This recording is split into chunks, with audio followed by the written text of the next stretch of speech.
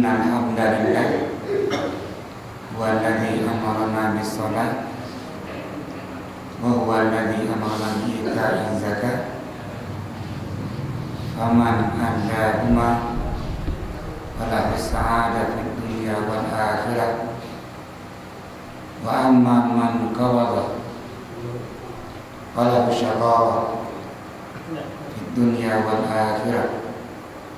Asyhadu an la ilaha illallah wa asyhadu anna Muhammadan abduhu wa rasuluh. Allahumma shalli ala Muhammad wa ala alihi wa sahbihi wa man tabi'ahum bi ihsanin ila yaumiddin. Amma ba'd. Kaum muslimin dan kaum muslimat yang hadir dalam halaqah pengajian kita pada malam hari ini, dan alhamdulillah Allah memberikan kesempatan, kekuatan dan kemauan untuk hadir, dan juga ikhwan dari jamaah yang ambil bagian pada malam hari ini. Di pertemuan sebelumnya kita sudah membahas tentang zakat, dan pada malam hari ini kita akan mengkaji ini kaifiyah ada zakat, bagaimana cara kita ini mengeluarkan zakat. Karena agama ini kita perintahkan sebuah kewajiban, diikuti dengan tata caranya. Ketika Allah perintahkan sholat, Rasul tentukan caranya, dan zakat begitu juga. Allah perintahkan juga ini zakat, dan bahkan para ulama sepakat zakat bagian dari rukun Islam, diikuti dengan juga tata caranya. Bapak Ibu yang Tuhan hormati, sebelum masuk ke teknis menyerahkan zakat, ini syarat menyerahkan atau mengeluarkan zakat. Yang pertama, syurutu ada zakat alal faur. Syarat pertama ini mengeluarkan zakat segera. Kalau hartanya sampai nisab dan sampai haul, atau nanti harta tidak punya haul namun sampai nisabnya, maka Nabi itu perintahkan untuk segera mengeluarkan zakatnya.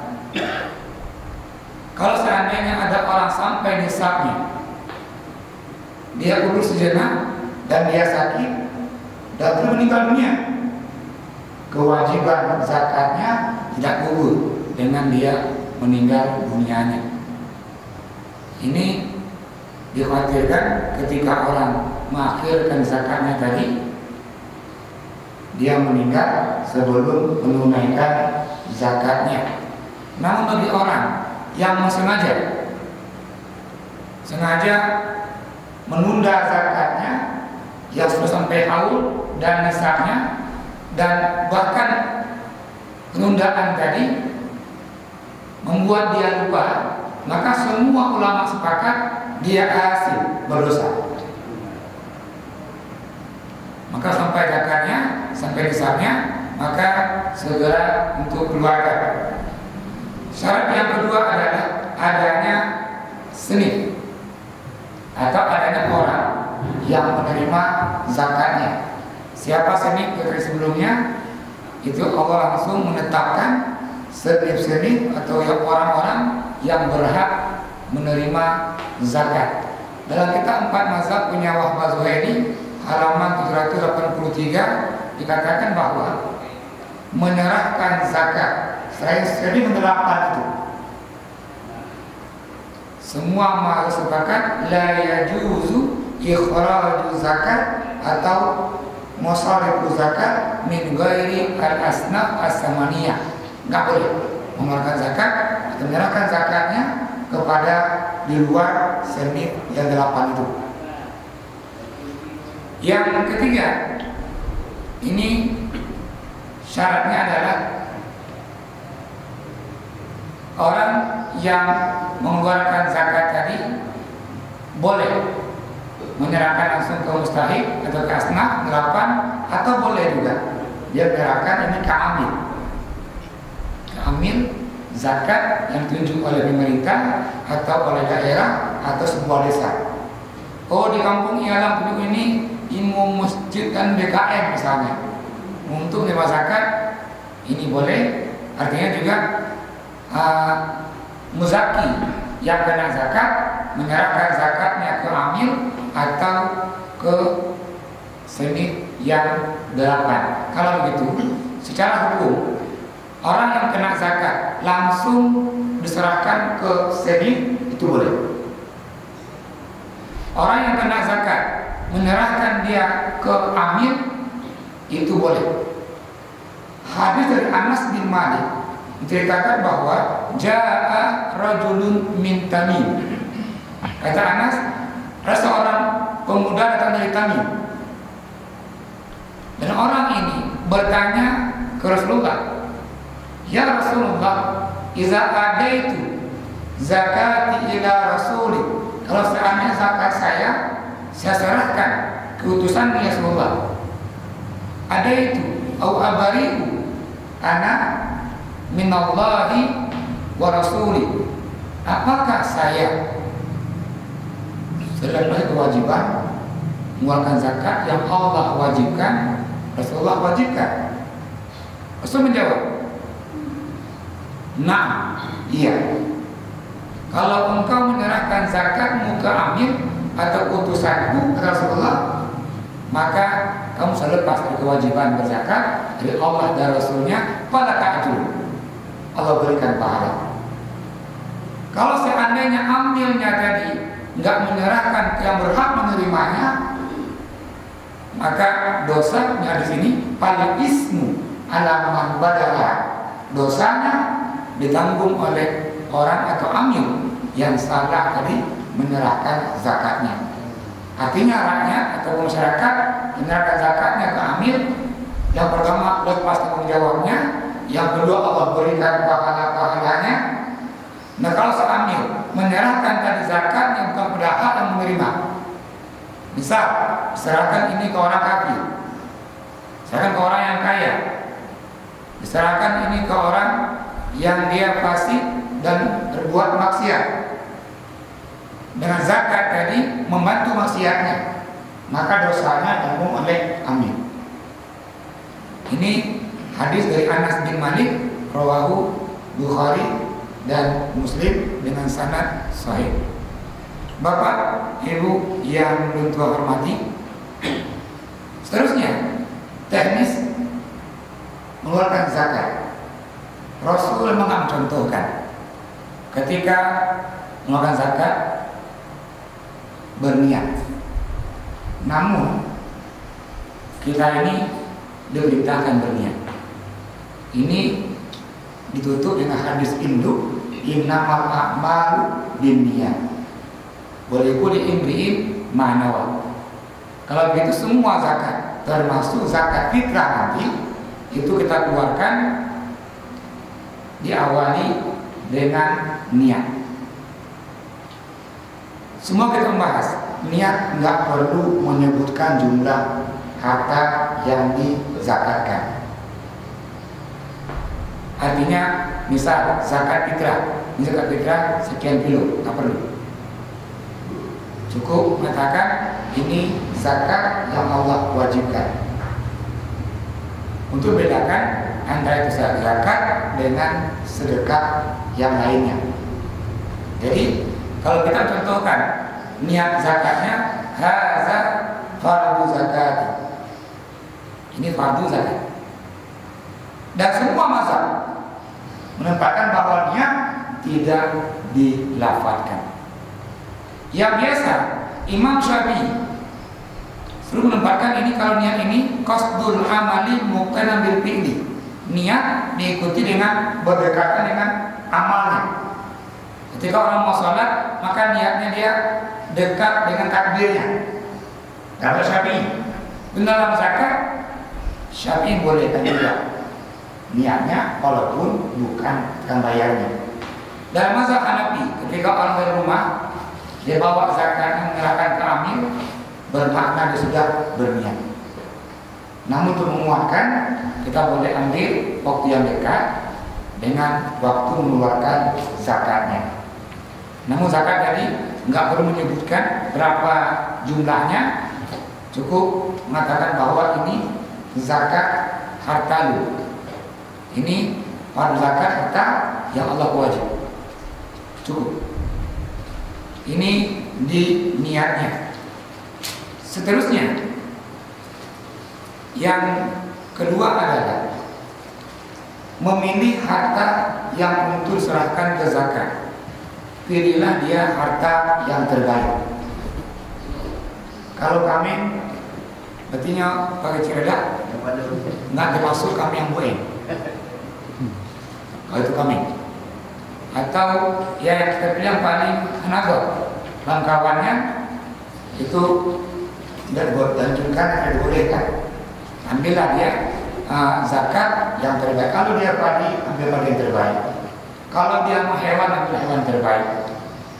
Ini memilih hewan yang akan dizakatkan. Terus, ketika perintahnya itu khud min amwalihim shadaqah, itu di ujung ayat kata Allah wasalli alaihi. Doakanlah orang-orang yang memberikan zakat ini. Rasulullah mencontohkan, Rasulullah menerima zakat dari kaum muslimin, itu tidak ada ijab qabul. Ketika menerima zakat tidak ada ijab qabul. Ijab qabul itu wajib. Yang pertama nikah, yang kedua dalam jual beli. Namun tidak ada ijab qabul dalam menyerahkan zakat. Rasul mencontohkan bagi muzaki, orang yang mengeluarkan zakat, dia setelah berdoa, setelah berniat, dia berdoa, Allahumma ij'alhu mughnaman wa la taj'alhu mughraman. Ya Allah, jadikanlah harta ini simpanan yang bermanfaat, dan jadikan harta ini simpanan yang merusak. Allahumma ij'alhu mughnaman wa la taj'alhu mughraman. Ini doa orang yang mau menyerahkan zakat. Orang yang menerima zakat, baik dia mungkin fakir atau alim atau amin, doanya adalah ajarakallahu fi ma'ataita. Semoga Allah memberikan pahala, memberikan imbalan atas apa yang kau berikan. Wa barakallahu fi ma'abqaita. Semoga juga Allah berikan berkah dari harta yang tinggal, yang tidak zakatkan. Waj'alhu laka tahura. Semoga zakat itu membuat kamu itu suci. Kenapa ujungnya waj'alhu laka tahura? Tujuan zakat mensucikan diri, mensucikan harta. Maka orang-orang mengeluarkan zakatnya tadi, sucilah harta dia, sucilah dirinya. Dalam sebuah dikatakan tadi, irakan dan ma'adu khalaqat sadaqah.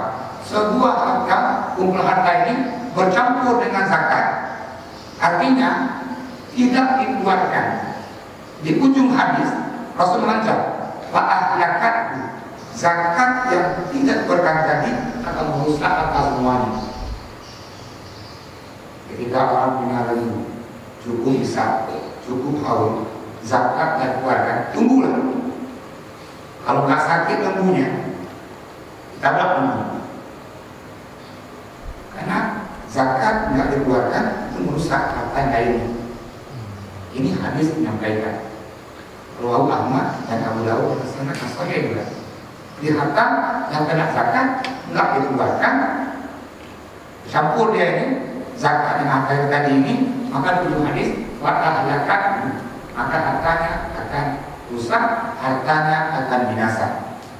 Maka cara mensucikan harta bukan dibasuh, bukan dimandikan, namun harta itu dikeluarkan zakatnya.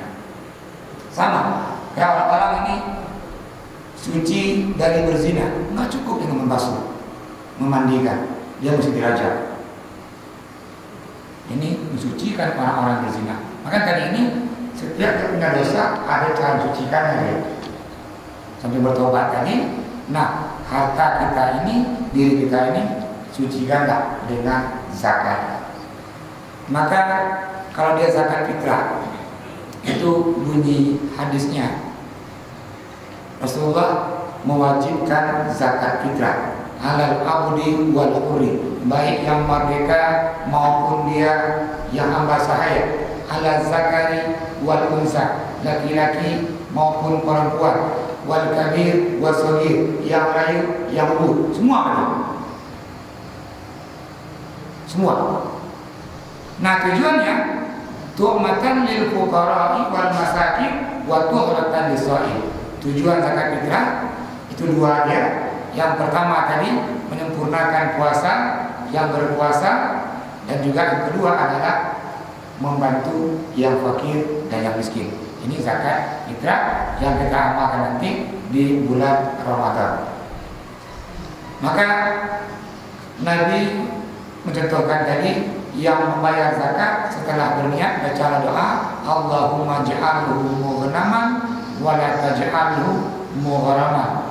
Yang menerima zakat doanya sama yang dibaca oleh para minta di jalan itu, ajarakallahu fi ma'ataita wa barakallahu fi ma'abqaita wa ja'alhu laka tahura. Awal berbagi doa ini kalau memang bupati atau lagi. Jadi ketika memberikan zakat kita baca doa ini karena ayat perintahkan washolli alaihim. Maka yang menerima zakat berdoalah untuk orang-orang yang melakukan zakat. Di ujung ayat sakanun lahu, doa itu menenangkan, menenteramkan jiwa orang-orang yang bayar zakat.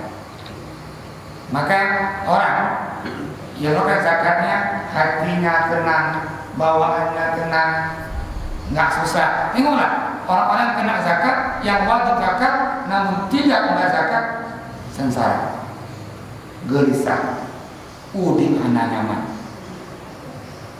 hidup dengan nyaman. Kenapa? Tadi Allah perintahkan sebuah kewajiban namun dia tidak mengeluarkannya. Ibu kesambung ini silakan bapak atau ibu yang mau bertanya tentang cara mengeluarkan zakat. Silakan yang mau bertanya. Silakan bapak. Dari penjelasan Ustaz, saya mungkin belum jelas ini. Dari penjelasan Ustaz bahwa niat ada, tapi nggak ada lafaz. Kalau nggak ada lafaz itu niatnya bentuknya kayak mana? Ya.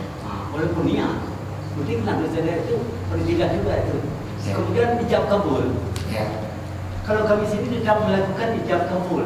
Ya. Karena yang pertama untuk memudahkan bagi para amir dalam rangka mengelolanya. Ya. Itu ijab kabul. Kami tidak ada banyak orang yang melaksanakan. Apakah itu memang kalau nggak ada dalam ketentuan itu bisa berdosa? Kalau kami berdosa kami tinggalkan. Kalau tidak itu untuk memudahkan. Ya. Itu ijab kabul. Ijab kabul karena apalagi zakat, apalagi fitrah. Kemudian yang satu lagi, menurut penjelasan Ustaz bahwa dominan manfaat zakat adalah untuk fakir dan miskin. Tapi kalau untuk person kepada misalnya anak-anak dari orang tua yang membawa zakat ke tempat pengajian, itu pasti hanya satu senit untuk dilaksanakan. Itu dalam hukumnya itu bagaimana itu? Demikian dulu. Ya, terima kasih.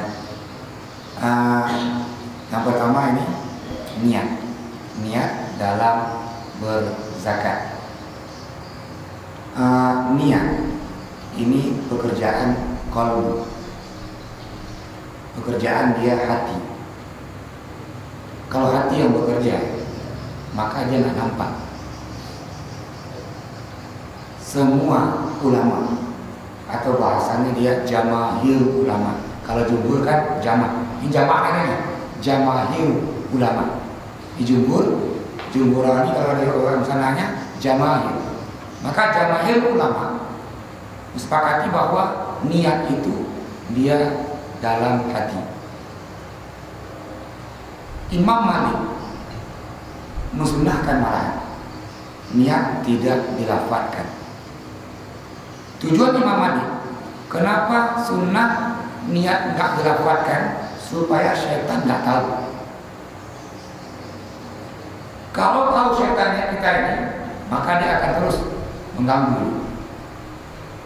Ini zakat. Sudah tahu dia ikhlas tadi menyerahkan. Namun ketika kita lafadzkan, syaitan tahu digoda, akhirnya unsur ria. Dan jika itu memang saya zakat. Nah, ketika dia ria, maka zakatnya menjadi sia-sia. Pahalanya nggak dapat. Kenapa? Ya tadi narianya. Maka Imam Malik mengatakan semua jenis ibadah disunnahkan, kata Imam Malik, itu niatnya jangan dilafadzkan supaya syaitan tidak tahu. Namun dalam mazhab Syafi'i dianjurkan. Yang pertama Syafi'i mengatakan lebih baik niatnya dalam hati, namun bolehkan niat dilafadzkan. Apa tujuannya? Biar lebih khusyuk dalam melakukan ibadah. Dalam sholat begitu kata Imam Syafi'i, lebih khusyuk sholatnya. Namun zakat kena khusyuk, nggak butuh dia kekhusyukan.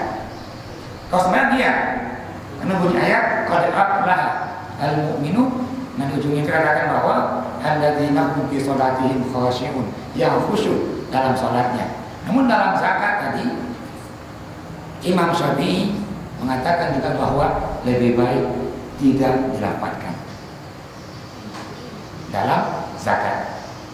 Namun dalam hal yang lain, dalam sholat misalnya tadi Imam Syafi'i yang membolehkan ini untuk melafadzkan. Dan bagaimana lafadznya? Ketika dalam hati mengatakan bahwa dalam hatinya tadi mengatakan, kalau beda hati mengatakan bahwa ini zakat harta saya tahun ini. Ini zakat padi saya waktu panen ini. Nah, tadi padi dia nggak punya haul. Ini bentuk tadi niat. Nah, ibu sambung ya Pak Wan, kira jelas dengan niatnya. Maksudnya niat enggak dilafaz, tapi tadi. Iya. Niat itu bentuknya gimana itu? Ya, ini Pak Wan mau rincinya. Kalau bahasa kita bahwa itu niat dia al-qasd. Dalam bahasa Imam Malik Muwatta dia al-azimah. Al-qasd dan azimah ini bahasa berbeda, namun juga makna hampir sama. Kalau al-qasd ini kesengajaan, kalau azimah ini keinginan. Maka banyak orang kita ini ketika melakukannya sengaja aku. Sengaja aku ini terjemahan dari kata di al-qasd. Al-azimah itu keinginan. Artinya ketika orang masuk masjid mau sholat, tidak ada keinginan. Ketika orang bawa ini zakatnya mau sholat ke amir, tidak punya qasdu ya. Sebenarnya al-qasdu keinginan untuk mengeluarkan zakat. Terus dalam zakat nggak perlu dia ta'yin. Dalam sembahyang dia buat ta'yin, fardu isya atau sunnah isya, fardu zuhur atau sunnah qabliyah atau sunnah ba'diyah. Dalam sembahyang perlu dia ini ta'yin. Namun dalam zakat nggak perlu ta'yin. Nggak menyebutkan ini zakat padilun nanale. Ini bukan nanale.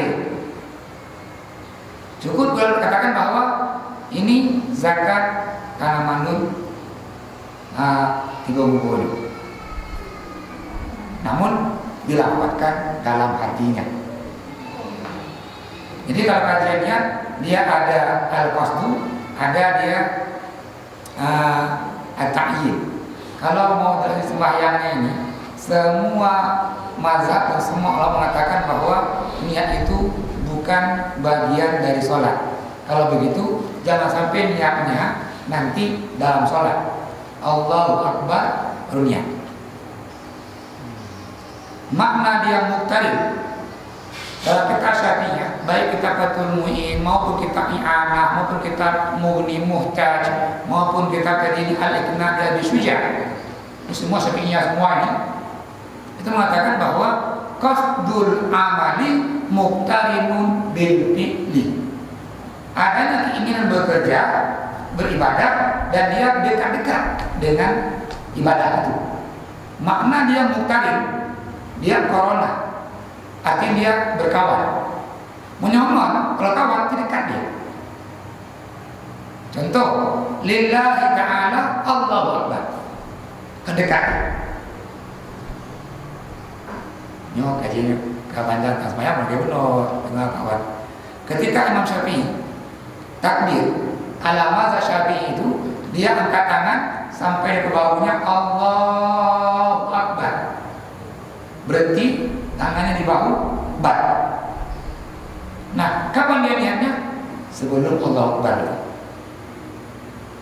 Dalam niat dalam mazhab Syafi'i. Namun dalam mazhab lain, Hambali membolehkan. Ketika orang masuk masjid, dia ambil niat dalam hatinya. Ketika orang melangkah dalam masjid, dia boleh ambil. Nggak mesti berdekatan dengan amal itu. Kenapa tadi masing-masing lebih dekat? Tujuan Syafi'i adalah kenapa beliau ini supaya lebih khusyuk. Namun jangan sampai juga khusyuk kita nggak khusyuk orang. Sering dia bersatu khusyuk, namun orang lain nggak khusyuk gara-gara dia. Ketika dia baca lafaz niatnya, sorry Allah, nama Allah, yang gampang. Dia berusaha untuk khusyuk, namun mengganggu khusyuk orang lain. Nah, ini juga bagian dari syaitan. Kalau begitu mengganggu khusyuk orang lain. Karena begini, saya nggak tahu dari mana timbulnya ini. Semua kitab Syafi'iyah yang saya baca, setelah sholat itu tidak berdoa tinggi-tinggi suara. Al-Quran katakan ud'u rabbakum tadarruan wa khufiyah, berdoalah ke Tuhan kamu ini dengan suara yang lirih dan nyaris enggak terdengar.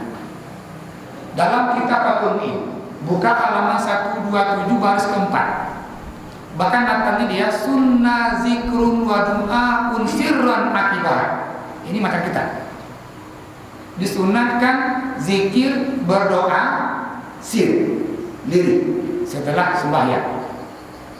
Misalnya dalam kitab Al-Qur'an itu yusannul israr, disunatkan setelah sembahyang itu lirih berdoanya, baik limakmu, baik untuk imam, baik untuk sendiri, kecuali in yuri taklimat makmumin, kalau mau mengajarkan makmumnya berdoa. Yang boleh cuma detik ini mengajarkan makmum berdoa. Sampai kapan imam boleh mengajarkan makmum berdoa? Dalam kitab Syarah Muhadzab punya Imam Nawawi, kalau makmumnya sudah bisa berdoa, tinggalkan. Menapa pamali baris atau mu'in itu baris keduanya. Wa ammal mubalaghah fil jahri bihima. Kalau imam di masjid ini berdoa dengan suara-suara tinggi hatta yahsulat tashwish ala musalli, sampai suara mengganggu orang-orang yang sholat, di ujung matan dikatakan bahur payat bagi hurmatwa, itu harus diharamkan. Ini kita Fathul Mu'in. Tengok kitab Mughni Muhtaj. Ini jilid pertama juga, kita induk juga ini. Itu halaman 752. Yusannul Isra, disunatkan dia juga berdoa itu sir bagi imam dan makmum, kecuali mau mengajarkan jamaahnya dibolehkan. Dalam kitab ini juga ini Al-Mu'tamad Fiqih Syafi'i jilid pertama itu katakan juga bahwa Islamul Islam. Saya simpulkan bahwa hampir semua kitab Asy-Syafi'iyah itu mensunnahkan kita ini doa setelah sembahyang itu sir. Nggak ada yang katakan membolehkan. Semua sunnah sir. Terus tengok Allah menegur. Apa kata Allah? Ud'u rabbakum tadarruan wa khufiyah. Berdoalah ke Tuhan kamu ini dengan suara yang rendah dan lirih. Di ujung ayat, innahu la yuhibbul mu'tadin. Allah enggak menyenangi, enggak menyukai orang-orang yang melampaui batas. 3 orang sahabat itu berdoa, reaksi, angkat suara. Apa Rasulullah? Irba'u ala anfusikum, hadis. Wahai para sahabat, kasihanilah diri Anda. Udah capek udah angkat suara, kasihanilah. Kata Rasulullah lagi, fa innakum la tad'una syai'an ghaiban wala asamma. Kalian ini berdoa bukan ke zat yang tidak ada, bukan ke zat yang tulus. Kita katakan bahwa Allah itu maha mendengar, maha mengetahui. Kenapa engkau panggil Allah itu tinggi suara? Allah nggak tuduh. Maka Allah, innahu la yuhibbul mu'tadin. Allah menyenangi orang-orang yang melampaui batas. Ini ayat Al-Quran. Maka nggak mungkin para ulama ini menilai ayat. Maka dia menganggap bahwa hanya kita Asy-Syafi'iyah yang mengatakan kita ini boleh setelah sembahyang itu berdoa dengan suara-suara yang tinggi, karena Allah itu tidak tuli. Maka mereka kata niat. Maka semua ulama mengatakan juga bahwa niat dilafalkan dia dalam hatinya, bukan dengan lidahnya. Termasuk ketika niatnya tadi dalam berzakat, cukup dengan ungkapan hatinya. Jadi niat lagi yang bawah. Oke. Itulah betul, karena semua pekerja kita jadi dengan niat. Apapun ada bentuknya niatnya bagaimana itu yang maksud saya gitu lah. Yeah. Kalau niat zakat bagaimana, niat salat seperti yang Bapak bilang tadi kan. Yeah. Kemudian pekerjaan lain juga begitu. Harusnya itu semuanya tidak dengan niat. Bagaimana niatnya kan nggak sama semuanya gitu. Yeah. Zakat juga begitu. Yang maksud saya itu lah. Terima kasih. Mengingatkan Rasul nggak mencontohkan lafaznya.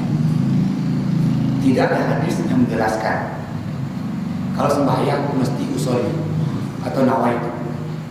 Para sahabat, ba'da Khalifah Rasyidin maupun juga para tabi'in tak mencontohkan. Seorang A'rabi kata Rasulullah, ya Rasulullah, alimni, tolong ajarkan saya salat. Nabi tidak mengajarkan niatnya.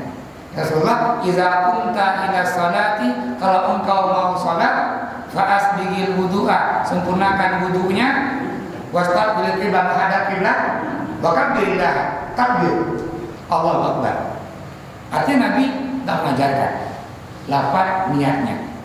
Namun ada hadis induk yang menjelaskan innamal a'malu binniyat. Boleh-boleh imri'in manawa. Kapan ini hadis dikeluarkan atau urutnya? Para sahabat ketika mau hijrah dari Mekah ke Madinah, ini muncullah aneka macam keinginan. Ada yang mau dari Mekah ini ke Madinah mau kawin, niatnya. Dari Mekah kemudian ini mau dia berdagang, niatnya. Kata Rasulullah, nah, innamal a'malu binniyat. Setiap ibadah ini dengan niat. Maka seseorang itu akan mendapatkan pahala imbalan sesuai dengan apa yang dia niatkan. Kalau begitu, terus yang menentukan. Ini para ulama memberikan contoh. Usalli salat al-isya arba'a raka'atin, atau usalli fardhu isya. Kita mengatakan sembahyang isya, hanya isya yang 5 rakaat. Hanya dia yang 4 rakaat, yang 3 rakaat. Kalau isya pasti dia 4. Maka kita para ulama sepakat takyid. Ada yang katakan dalam mazhab ta'yin. Artinya harus disebut ini 4 rakaatnya. Cukup usolli fardhu isya'i 2 rakaat. Kan udah pasti isya 4 rakaat. Zuhur 4 rakaat, udah pasti dia. Namun dalam Syafi'i untuk kehati-hatian, sebutlah bilangan rakaatnya. Jadi kalau misalnya gini, sengaja lu sembahyang zuhur, sengaja lu sembahyang pada zuhur, Allah Akbar, dosa. Namun kata-kata Imam Syafi'i menyebutkan bilangan rakaatnya. Yang kedua, wajib kita ini menyebutkan mustaqbilal kiblat. Ketika orang sholat, sudah pas pada kiblat dia. Karena kan punya ayat wawalli wajhaka syatral masjidil haram. Ini kan punya ayat. Menghadap dia berdiri mana kiblat, apa sudah kiblat dia? Apa kamu mesti sebutkan lagi mustaqbilal kiblati? 3 mazhab menyebutkan mesti. Namun lagi Mas Syafi'i kehati-hatian. Tak kelenci. Mustaqbil kiblat. Maknanya ketika orang nggak menyebutkan lafaz yang mustaqbil kiblat, apakah sah sembahyangnya? Sah. Menurut Syafi'i tadi kehati-hatian, kita bilang juga menghadap kiblat. Namun hati-hati dalam sebuah kaidah usul fikih, ma la yata'ayyan ma la yustartu ta'yinu, sesuatu yang tidak disyaratkan untuk mentakyinkan. Fa'uyina, kita takyinkan, fa'akhta'a, salah, darah, bahaya. Contoh yang biasa imam di sini ini tengku salih, ada makmum, langsung niat dia. Sengaja tentuan sembahyang isya 4 rakaat, mustaqbil berarti makmuman ke tengku salih. Ternyata imamnya tengku mustaqbil. Kalau tengku salih, sembahyangnya batal. Karena menyebutkan imam tidak syaratkan. Namun kita bilang salah, itu bahaya. Maka di aktor nggak usah bilang, walaupun tahu namanya. Nanti bisa. Pertama kita niatnya imam bermakmum ke tengku salih. Rakaat yang ketiga, tengku salih maaf kentut, batal wudunya. Tengku salih keluar dari imam, diikut doanya, jangan berkata sah, yang dua itu kan? Kan ini masalah kan? Maka yang tadi sesuatu yang tidak disyaratkan untuk melafalkannya, untuk mentakyinkannya, dan kita takyinkan salah, itu bahaya. Ini sebuah kaidah usul fikih, bunyinya ma la yustaratu ta'yin fa'uyina fa'akhta'a darra. Maka kembali dari niat Pak Wan, ini Rasul mencontohkan lafaz niat, para sahabat juga mencontohkan lafaz niat. Namun tadi ini lafaz yang muncul hari ini, baik nawaitu usolli, ini pendapat ya untuk mudahkan juga orang yang baru belajar tadi untuk melafazkan niatnya. Bahkan dalam mazhab Hanafi ketika hatinya bergerak dulu sama Isya, itu sudah niat. Karena itu dia bagian dari qasdu, keinginan dia. Maka lagi niat. Terima kasih. Sangat mudah. Sesuai dengan mati menanya orang zakat. Ada tadi agak sedikit rancu dengan masalah hijab kabul. Tidak dilafalkan. Ini yang susah, ada amin. Karena jumlah ini harus dicatat. Kalau kita tidak melafalkan, catat, karena ini hasilnya akan dibagi kepada orang lain. Mohon dijelaskan. Ya. Yang kedua, kalau kita katakan bahwa ijab kabul dalam zakat itu wajib, kalau tidak ijab kabul maka tidak sah zakatnya. Ini yang pertama. Mana yang kedua? Kalau ijab kabul itu wajib, ini misal Tengku Saleh karena zakat, nah ini rumah umur 7 tahun, ini belum balik. Tolong antarkan zakat ini ke Amin. Maka anak yang berumur 7 tahun tidak sah dia ijab kabul. Artinya tadi bahwa anak masih di bawah balik, nggak boleh dia melakukan sebuah ijab kabul. Maksud Ustaz, bukan masalah wajib dan tidaknya ijab kabul. Apa yang harus disebutkan untuk menyebutkan jumlah itu? Ya, jadi kan setelah tadi ini bahwa yang pertama disepakati ijab kabul nggak wajib. Namun kita katakan ini zakat dua-duaan 7 orang, pas kita katanya 7 orang. Karena mesti nyo zakat mak bayaro, nyo zakat dua-duaan, karena mesti begitu. Artinya juga sesuatu yang mudah jangan dipersulit. La tu'asir. Agama perintahkan tuyasir, memudahkan. Namun jangan juga ini memudah-mudahkan. Sembahyang 4 rakaat, mudah-mudah 2 rakaat aja, nyanyi je. Nếu mana nhớ không? Lưu nhà mà ghi nhớ cái nếu mà này cứ đun nó lấy họ sẽ chết nó đun miêu cầm một chút mà ra bagi cầm một đun lấy đun. Ya, ya. Makanya tadi ini ketika mengambil zakatnya cukup 5 boleh jumlahnya. Tengku atau amil nyo zakat dulu 6 kali. Cukup. Nyo zakat dulu zakat fitrah 7 orang. 7 orang. Maaf saja. 7 orang cukup. Ini 5 orang cukup. Artinya mesti bahwa hanya kan ada orang amil mengamil nyo zakat dulu tuan yang Allah wajib pada dulu tahunnya 7 orang hukum bab tengku.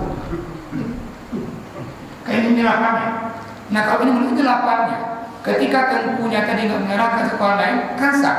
Kan menyebabkan hukuman jiwa urunya, kan hukum baklur bagainya.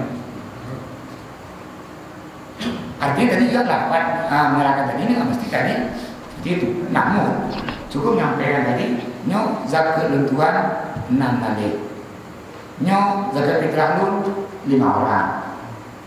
Untuk pendataan memudahkan tadi ambil mereka datanya dan bagikan ke fakir atau itu berapa jumlah zakat yang terkumpul. Yang jelas bisa apa kan? Masalah pendek dengan panjang berasa itu tidak masalah. Ya. Lebih muslihat. Ya. Jelas saya pada tahun ini yang diwajibkan Allah 6 kali, yang 6 kali. Urusan itu kan lebih bagus untuk muslihat. Ya. Namun begini, yang jangan diwajibkan seakan sebuah kewajiban. Artinya kita buat ini bahasa mulai dulu bahwa tidak wajib ijab kabul. Ini bahasa pertama kali. Artinya ketika ini kita wajibkan, kemarin tadi bahwa yang pertama tadi seakan enggak sah zakat kalau tidak ijab kabul. Karena ini wajib, ada rubut, karena sah.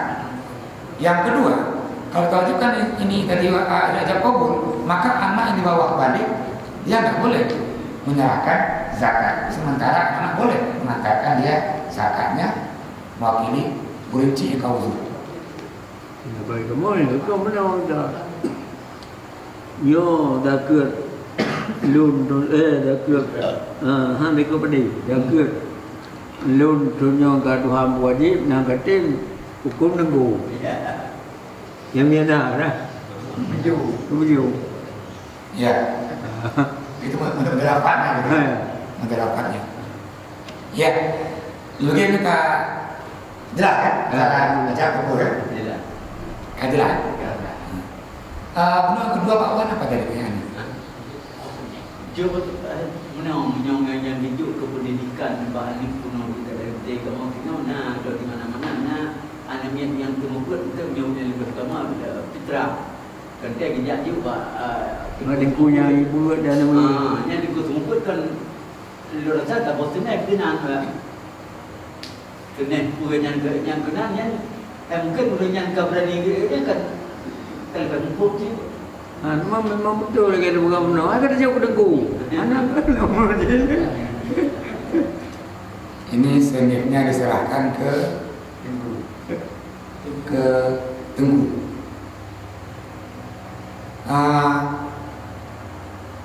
Yang pertama begini Pak, Allah menjelaskan siapa yang berhak menerima ini langsung dengan surah At-Taubah ayat 60 itu, innamas shadaqat lil fuqara'i wal masakin wal amilina 'alaiha dan seterusnya. Itu tafsir Ibnu Katsir menjelaskan. Dalam tafsir itu dijelaskan mengutip pendapat mengutip hadisullah bahwa yang menetapkan orang-orang yang berhak menerima zakat ini bukan Nabi Muhammad, langsung Allah Subhanahu wa Ta'ala yang menjelaskan langsung siapa yang berhak. Terus maka dengan ayat tadi diakanlah 8 seni. Saya nggak menemukan perbedaan di antara para ulama dan para imam mazhab menjelaskan seni yang 8 ini. Yang sering timbul masalah adalah ini fisabilillah. Itu semua mazhab, semua ulama dan semua tafsir itu memahami ini fisabilillah. Kita gabungkan pendapat ulama fikih dan pendapat ahli tafsir. Dalam tafsir Ibnu Katsir, tafsir Tabari, tafsir As-Sawi jelaskan bahwa makna fisabilillah adalah orang-orang yang berperang jalan Allah. Ini maknanya. Orang-orang yang berperang di jalan Allah. Ini makna fisabilillah. Yang kedua, makna yang sering juga dikembangkan itu al-gharimin, orang-orang yang berhutang. Tafsir menjelaskan juga orang. Kitab Fathul Mu'in juga orang. Kitab Mughni Muhtaj juga orang.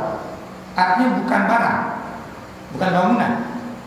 Orang yang berhutang, makna bukan dia menasah berhutang. Kon maknanya bahwa mesti berhutang. Kon maknanya dia daya berhutang. Maknanya bahwa ini orang yang berhutang.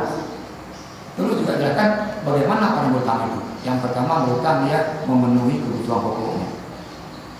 Yang kedua dia berhutang untuk masalah mendamaikan orang lain, menahan ini pecahnya munculnya tumpah darah, maka dia berhutang.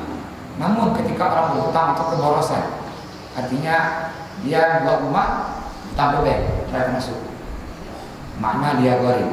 Maka dalam kitab Wahbah Zuhaili Al-Fiqh Islami Adilatuhu itu 4 mazhab mengatakan innahu la yajuzu, tidak boleh sorfu zakat, menyerahkan zakat tadi li ghairil asnaf samaniyah, selain asnaf yang 8 itu.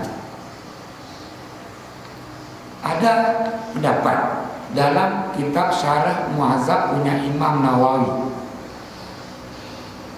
orang yang guru mungkin dia boleh menerima zakat kalau guru ini dari pagi ke pagi mengajarkan ilmu, nggak sempat guru ini mencari nafkah untuk dirinya dan juga untuk keluarganya. Maka dalam mazhab Nawawi membolehkan orang itu ambil zakat. Makna fisabilillah ada dikembangkan dalam buku fikih zakat Yusuf Qaradawi.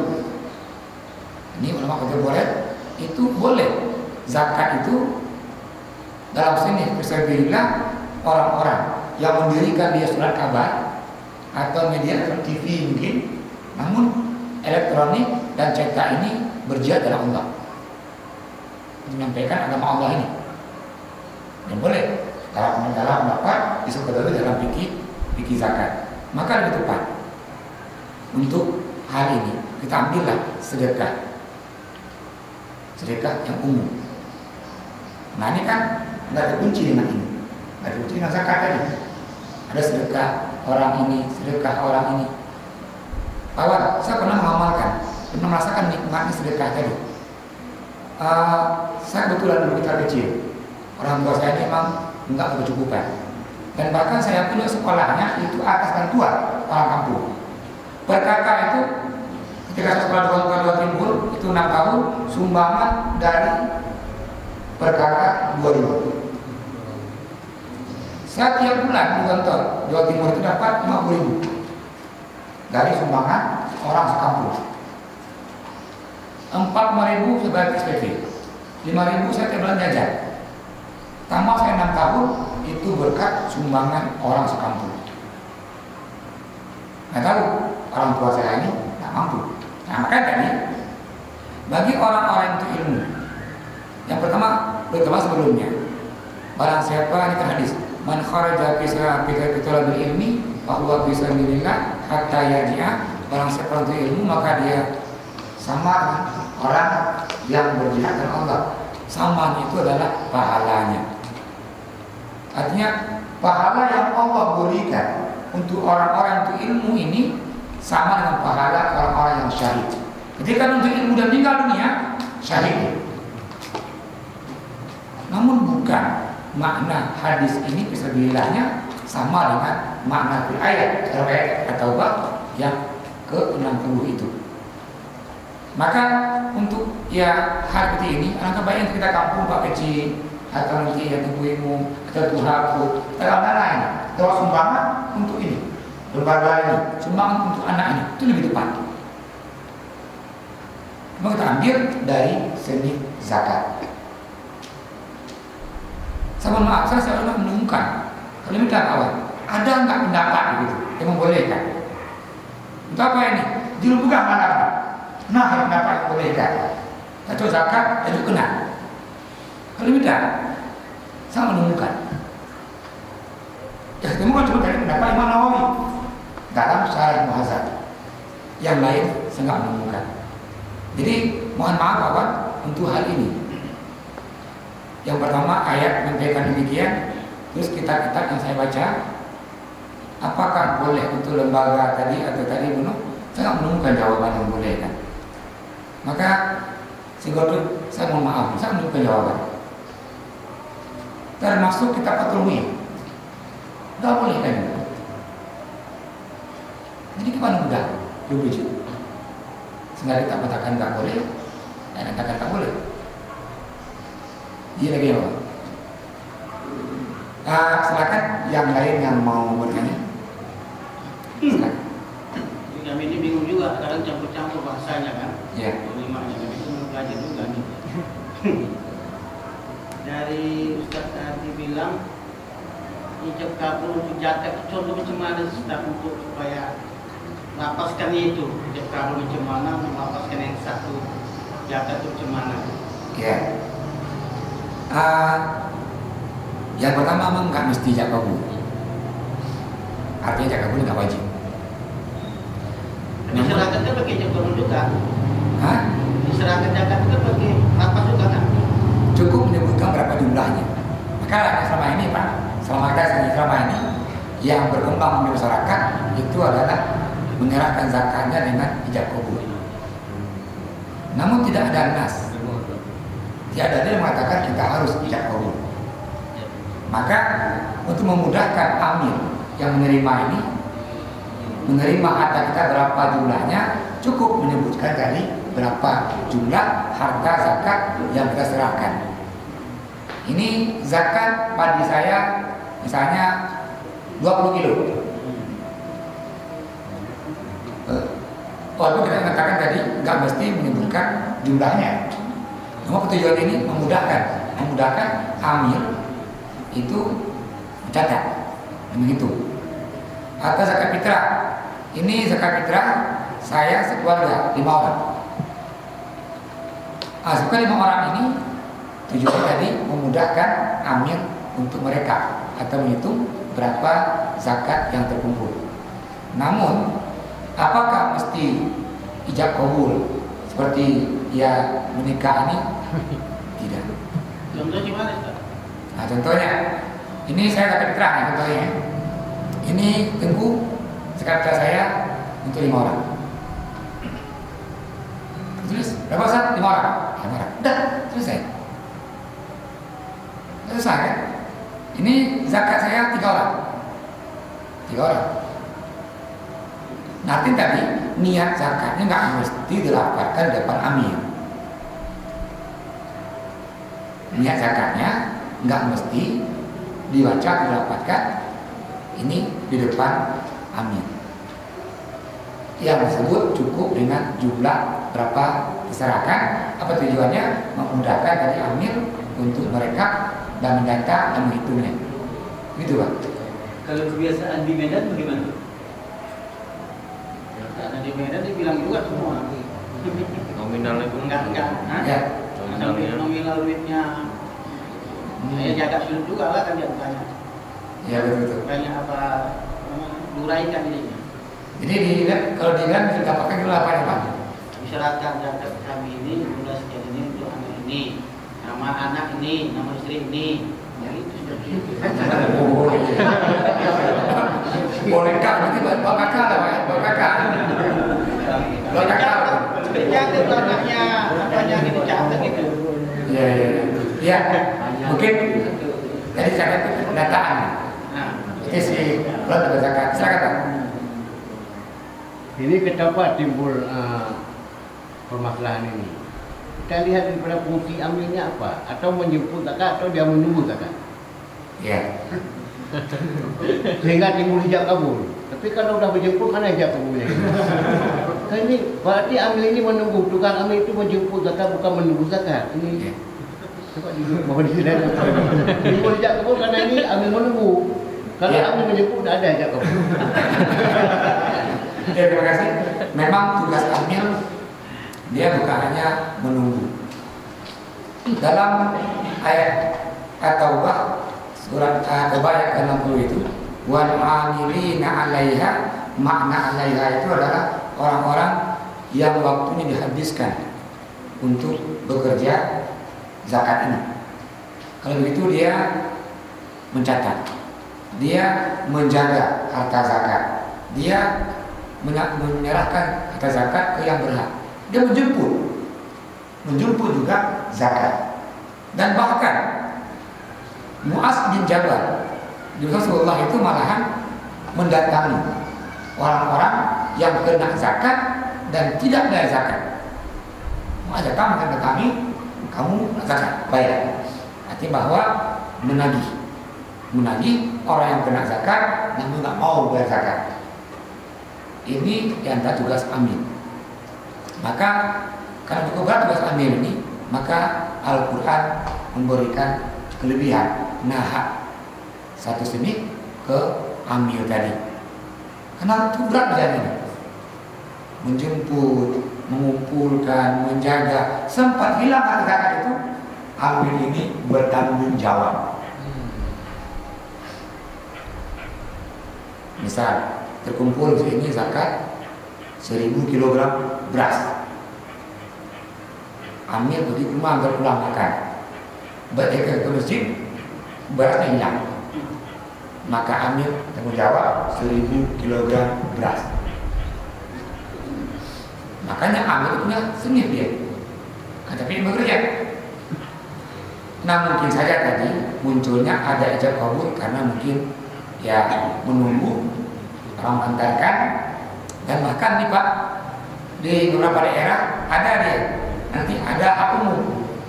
Apa hak umum ini yang bawa beras ke masjid itu dapat hak ini dia. Walaupun dia kaya. Makanya ini contoh dari penempatan zakat yang tidak tepat. Ini kan hak umum kalau dibilang. Fakir enggak, miskin enggak, rikok enggak, amil enggak, semua enggak. Muncul istilah baru, senif umum. Nah, ya kan? Senif umum. Enggak boleh. Enggak boleh. Enggak boleh. Enggak boleh ini senif umum. Pak, kalau kita mau jujur, Nabi menjelaskan, la tahillu shadaqah li ali Muhammad, tidak sah dan tidak boleh, haram hukumnya zakat itu untuk keluarga Nabi Muhammad. Yang menarik, setelah itu kata Nabi Muhammad, fa innaha awsaqun nas, zakat itu kotoran manusia. Kalau itu kotoran manusia, kok senang kali makan kotoran? Itu zakat itu. Siapa bilang ini? Nabi yang bilang. Nabi sampaikan kita ini bahwa fa innaha awsaqun nas, zakat itu kotoran manusia. Bisa dengan sedekah berarti dia? Enggak. Nabi kan tidak makan sedekah. Nabi Ya, ini kalau nabinya, Nabi ini mengambil dia ghanimah. Apa ghanimah ini? Harta rampasan. Hadiah. Ya, juga hadiah, betul. Ya kan, Nabi mengharamkan Nabi dan keluarganya dari zakat juga sedekah. Berarti ini tadi tentang zakat. Zakat itu dia sama kayak kotoran manusia. Karena pun zakat mensucikan diri, mensucikan harta. Maka orang-orang kaya yang suka makan zakat itu enggak lebih dari orang yang makan kotoran. Itu kira-kira. Orang yang nanti makan kotor. Itulah kira-kira. Ya, silakan, ini nomornya apa? Ya, silakan Pak. Ini lucu, dah. Ini mio jamu ni kamu. Cara pembagian. Jadi kamu ni amilnya dalam zakatnya kuat ini kita coba. Dan amilnya dia tidak dulu, kan? Cuma mio jamu ni kamu tumpuk leher nanti bagi ke leher. Kamu tumpuk leher bo. Tadung. Jadinya bagaimana amilnya cocok mendung. Tapi kamu ni jamu. Tapi tumpuknya mencocok kamu mendung. Ya. Nyamnya dawa jamu. Jadi cara baginya pak mencocok bentuk tadi. Jadi kalau cara tumpuk pak mencocok untuk amil. Iya. Terima kasih. Ini Pak pertanyaannya, bagaimana kita mengambil zakat untuk amil atau menghitung hak amil?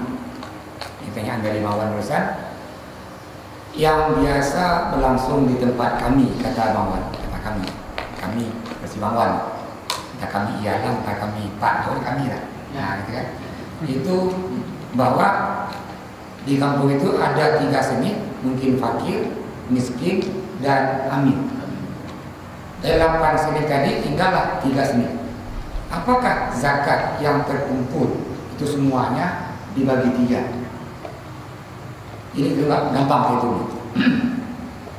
Misalnya ini, kalau kita uangkan misalnya, zakat terkumpul di Ialam ini 12 juta.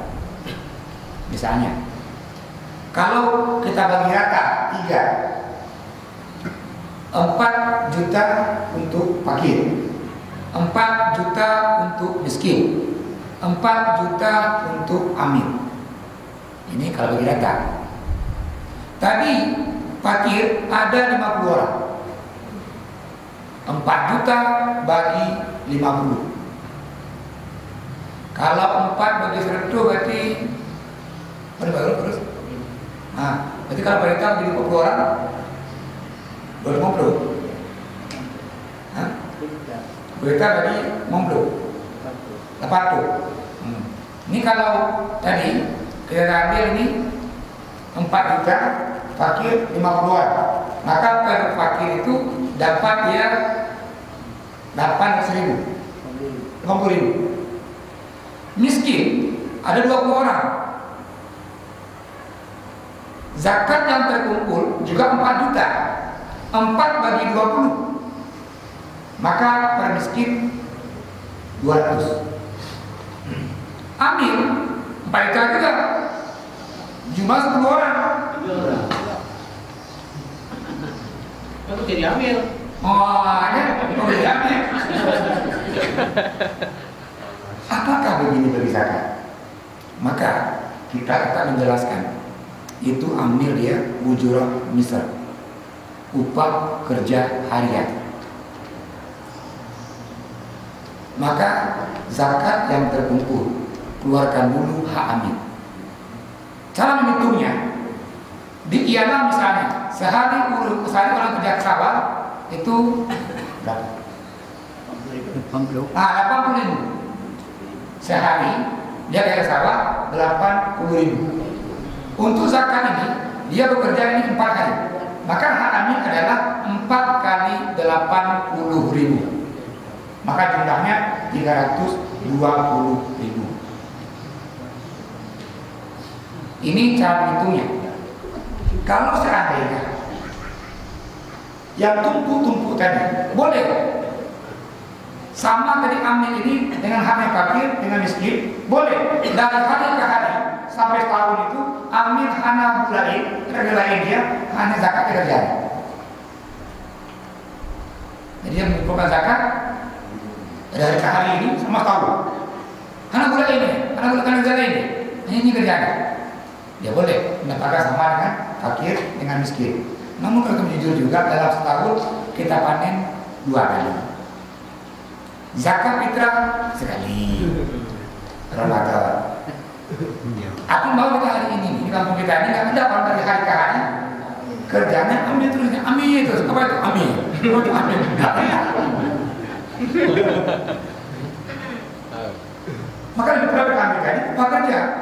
Oke lah dalam tahun panen 2 kali. Untuk panen itu pun dia kerjanya 5 hari, 4 hari kerjanya. Maka lebih tepat kita hitung dia upah kerja harian. Misalnya diambil 5 orang, setiap ambil kerja selama 4 hari, maka masing-masing ambil dapat hak dia 320.000 kali 5. Maka hak ambil dari zakat itu berarti 1.600. Oh lebih seminggu kerjanya, kalikan aja. Ini dalam kitab Al-Mu'tamad Fikih Syafi'i itu dikatakan dalam kitab Mughni Muhtad itu dikatakan dia ujurah misal upah kerja.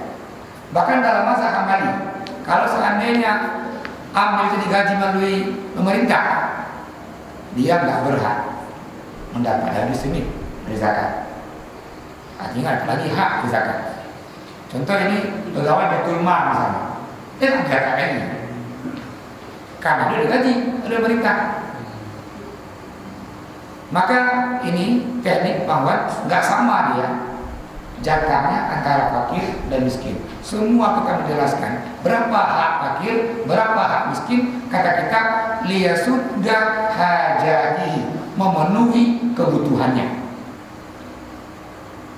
Tidak ada satupun kita mengatakan bahwa zakat itu untuk memenuhi kebutuhan fakir. Yang ada memenuhi kebutuhan fakir dan kebutuhan miskin. Makanya boleh yang jadi ambil ini orang kaya, karena bukan memenuhi kebutuhannya.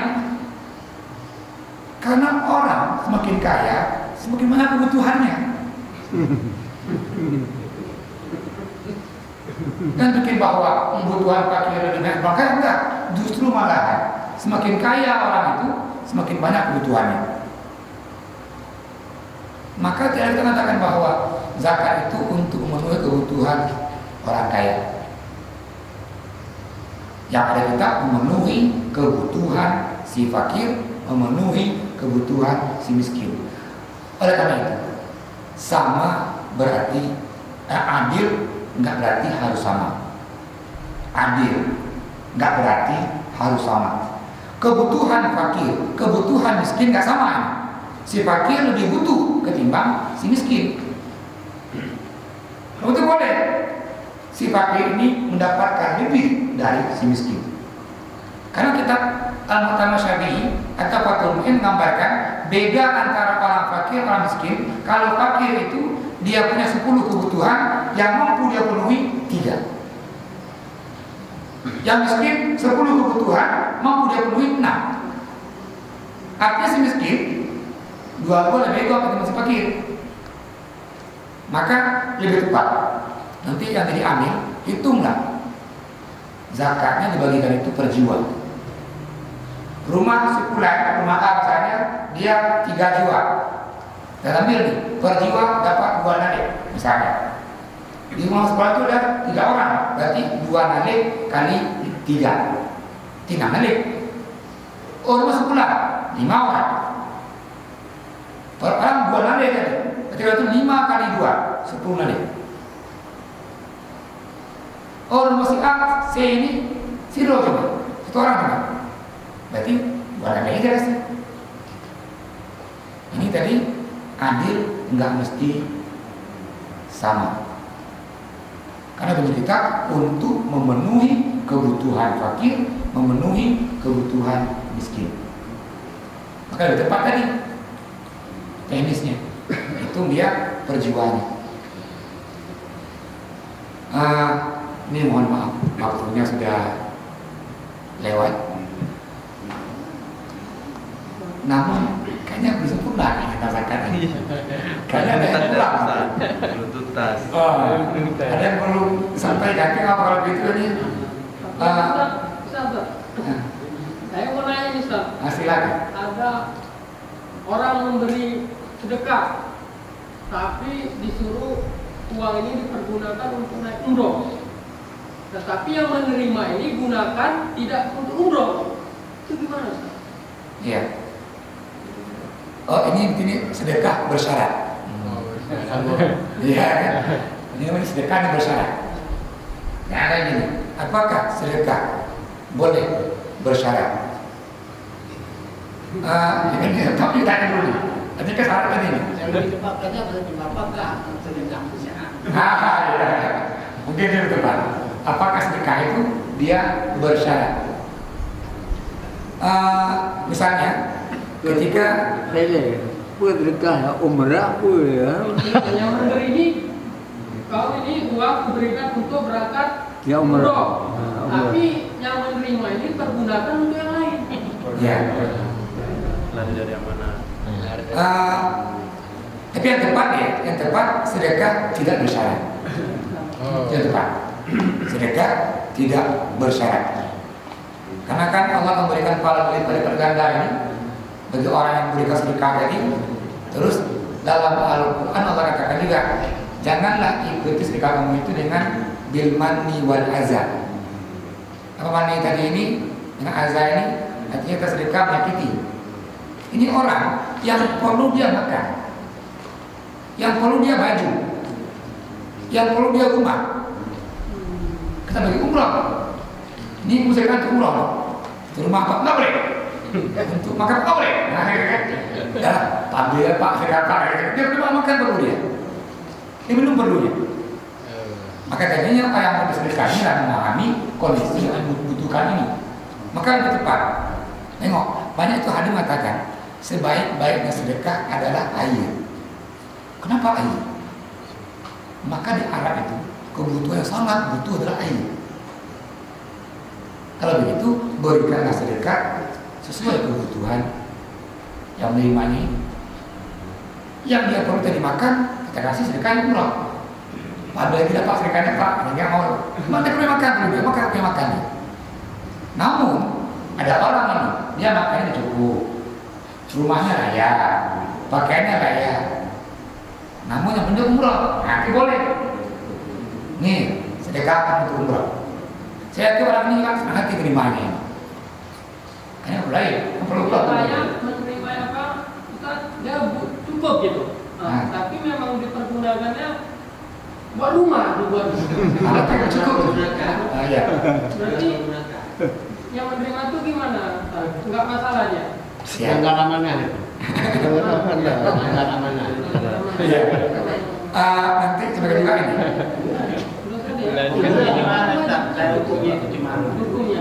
Iya. Kalau memang ada sedekah bersyarat seperti ini, kalau begitu yang terima juga yang syarat itu. Kalau yang maksud ini kamu sedekah saya riwayatkan itu umrah. Kalau mau dia mampu untuk umrah dan mau menerima syarat itu, diterima. Namun sekiranya dia nggak mampu, artinya belum mau umrah dia, jangan terima. Jangan terima. Ini mohon maaf Pak, saya nggak pakai dulu. Atau boleh nggak Pak? Ini buat rumah. Nah, tawar. Nah, buat nego terus. Emang buat rumah buat rumah. Nah, gitu kan. Jadi kan tinggal mendiskusikan syaratnya. Jadi ini sudah betul berarti tepat dari bahwa kita berikan sedekah sesuai kebutuhan orang yang menerima sedekah itu. Itu lebih tepat. Oh dia butuh air, kasih air. Contoh ini, ketika orang di atas gunung, dia haus sekali. Kasih uang, dia punya air kemudian. Kasih uang, mau dia. Saya minum maunya, nggak mau uang. Nah kan contoh tadi, sesuai kebutuhan. Ya terima kasih banyak atas pertanyaannya dan ihtimamnya. Semoga Allah berikan keberkahan dalam kehidupan kita. Mari dengan kafarah majlis. Mohon maaf. Assalamualaikum warahmatullahi wabarakatuh. Waalaikumsalam.